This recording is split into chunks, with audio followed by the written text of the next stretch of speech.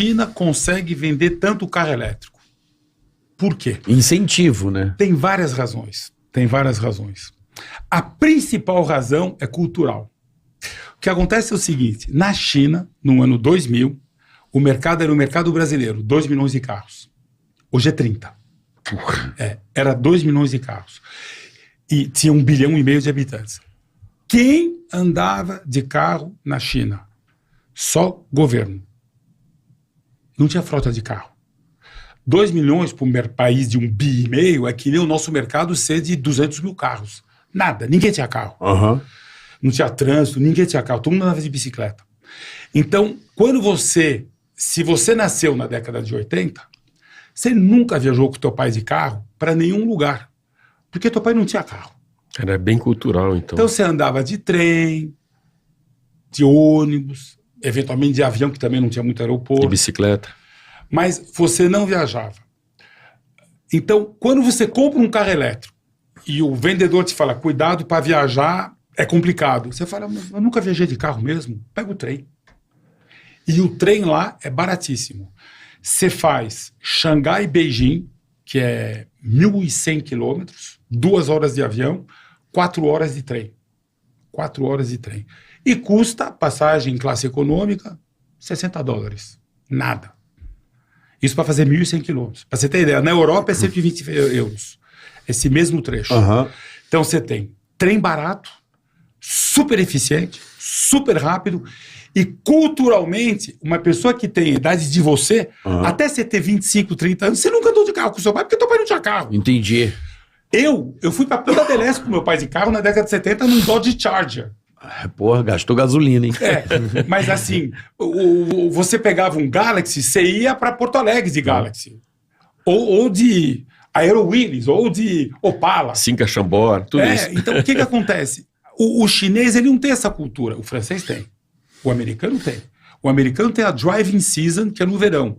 O consumo de petróleo no mundo aumenta em julho e agosto, que é a driving season nos Estados Unidos. Entendi. Nos Estados Unidos, você mora em Boston, você pega um carro, você vai até o Texas de carro na driving season. Eles curtem isso, né? Eles fazem isso.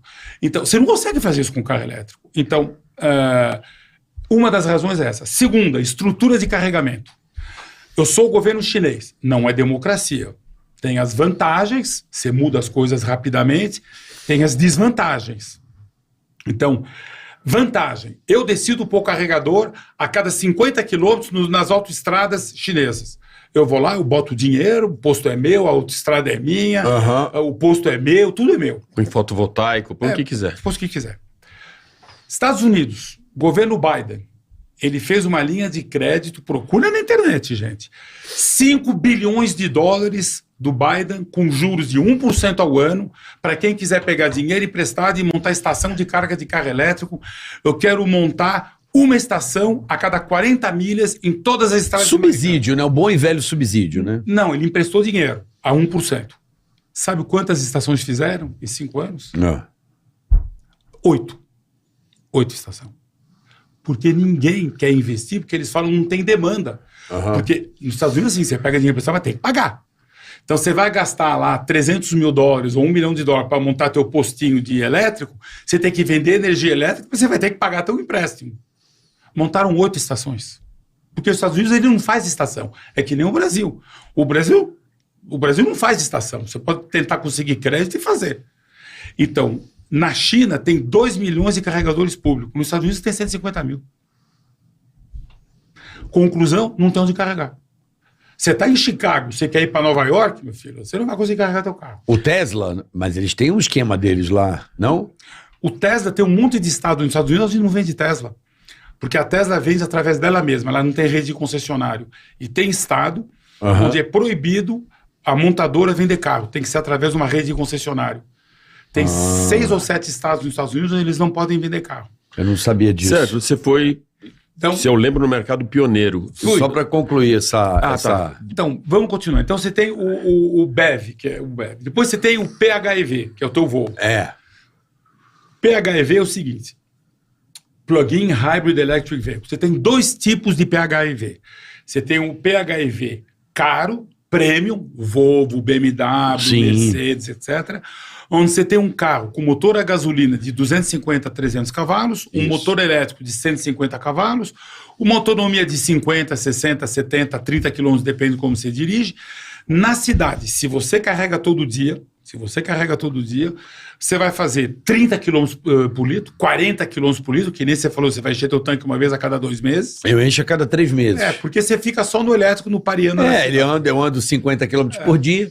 Carrega e pronto. Se você pegar a estrada, e você for até o Rio ou até Campos do Jordão, os primeiros 50, 100 quilômetros você tem um carro de 400 cavalos, depois você ainda tem um carro de 250. Isso num Volvo. Agora eu vou falar do Song. Eu vou te falar de gente que eu conversei com eles. O Song é assim, ele tem 240 mil, ele pesa 300 quilos, 400 quilos a mais que um carro a gasolina puro, ele tem um motor a gasolina de 130 cavalos, você já entendeu?